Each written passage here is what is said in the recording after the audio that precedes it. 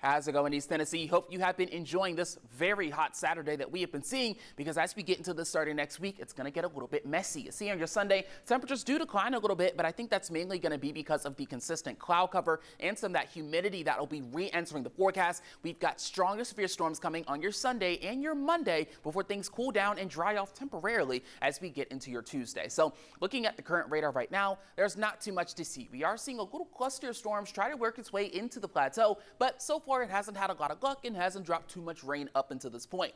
But you see all of this cloud cover as you're coming out of the Central Plains, working its way into the Mid-South and the Midwest.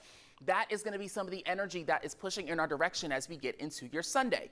Now, Sunday has that level 2 risk for severe storms over the entirety of the state. And as we get into Monday, that does include the eastern half of Tennessee, including the entirety of our region as well. So this is going to be a bit of a 2-day thing as we get over these storms. We're mainly looking at some gusty winds and maybe some quarter-size hail as well.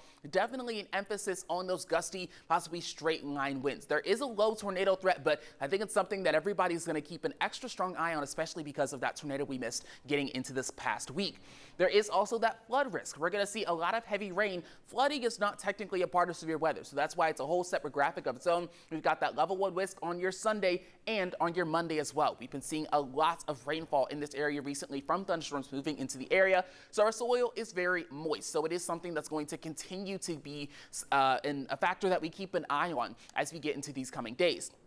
Rainfall over this time period, we're seeing generally around 1.5 inches, especially as you work your way closer into the plateau. Is seeing this isolated spot here in the Southern Valley getting towards 2 inches. But of course, when it comes to these thunderstorms, depending on how they move, that really affects who sees the most rainfall consistently.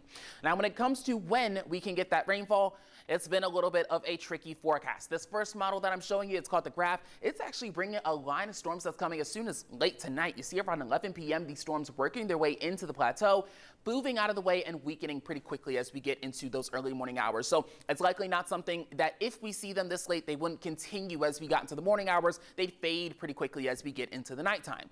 But now I'm going to switch into another graphic that actually keeps those storms off, really staves them off until Sunday morning. So then we see some clear conditions in these nighttime hours. But as we get into your Sunday, then we see that more defined cluster of storms as you're waking up in the morning. So it's something to keep in mind if you're going to be heading to church, getting some breakfast, or even just hitting the road, especially if you're going to be in the plateau. You guys will see them possibly at their strongest as they move into the area and then fading out of the way pretty quickly as we get into noontime. So maybe some clearing as we get further into lunch. Then we get a bit of a lull in activity before we see a second round of storms. This time they come a little bit further in from the south. So that first round came from the central northern plains, affecting us along with parts of the Midwest. The second round of storms, if we see it, is going to be coming during the evening time and affecting more of the deep south. So moving through Mississippi, Alabama, Georgia, and then some of those storms pushing their way further up into parts of the Southern Valley, the mountains and foothills. So I think that's why on that rainfall graphic, it showed a little bit more of a emphasis on those isolated rain heights getting into parts of the Southern Valley.